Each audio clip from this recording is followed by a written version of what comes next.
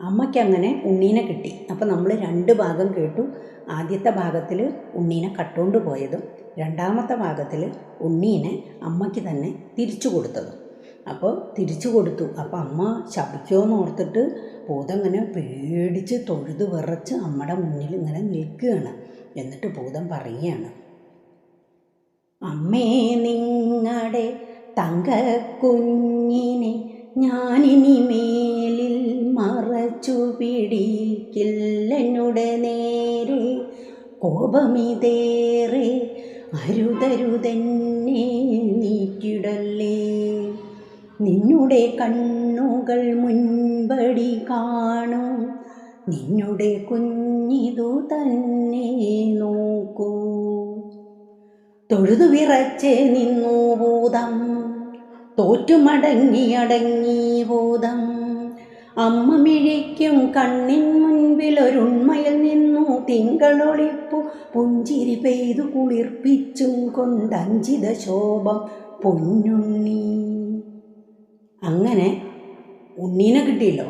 ഉണ്ണിയാണെങ്കിൽ അമ്മയുടെ അടുത്ത് ഇങ്ങനെ ആകെ എന്താ പറയുക, അമ്മേനെ കണ്ടല്ലോ ഭയങ്കര സന്തോഷമായി. ഉണ്ണി അങ്ങനെ നിൽക്കുകയാണ്.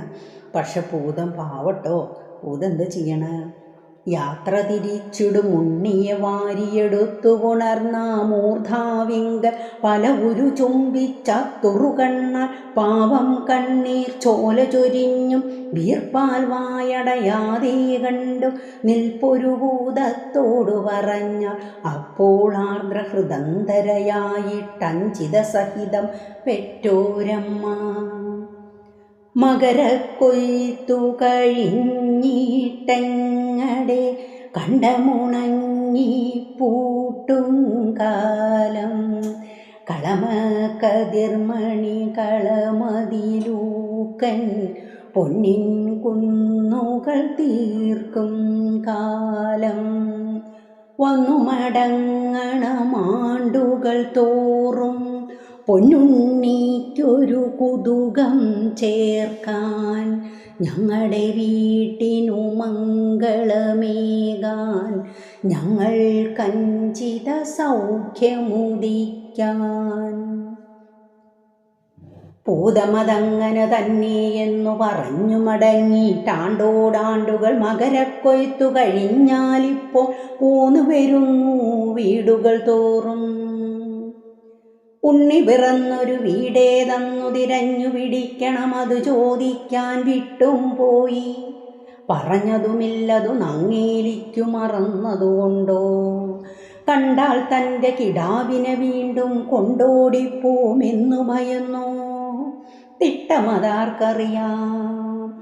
അതുമൂലം തിങ്ങി വരുന്നൊരു കൗതുകമങ്ങനെ കൂട്ടിയിടിവിടെ ഇവിടെ തനതുണ്ണിയിരിപ്പെന്നോരോ വീട്ടിലും അങ്ങു കളിച്ചു കരേറിത്തുള്ളി തുള്ളി മറിഞ്ഞൊടു വങ്ങേലെന്നുടൻ അവിടേക്കോടിപ്പോണു ഭൂതം.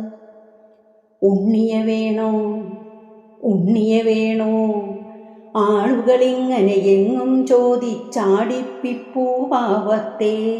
പല പാടുമതിൻ്റെ മിടിക്കും കരളിൻ താളക്കുത്തിനു തുടികൊട്ടുന്നു.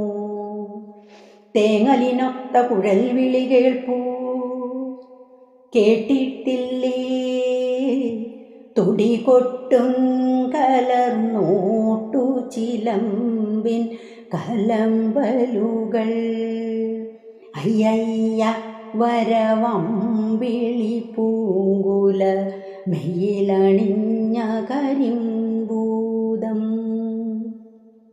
അയ്യയ്യ വരവമ്പിളി പൂങ്കുല മെയ്യിലണിഞ്ഞ കരിമ്പൂതം. അതാണ് ഭൂതം ഇപ്പോൾ എല്ലാ വീടുതോറും കയറി ഇറങ്ങി ആ ഉണ്ണീനെ അന്വേഷിച്ച് നടക്കുകയാണ്. ഇതുവരെ ഭൂതത്തിന് കണ്ടെത്താൻ പറ്റിയിട്ടില്ല. ഇപ്പോഴും പൂരക്കാലമായാൽ എല്ലായിടത്തും ഭൂതം ഇങ്ങനെ വന്നുകൊണ്ടിരിക്കുകയാണ്. ഇതാണ് നമ്മുടെ ഭൂതത്തിൻ്റെ കഥ.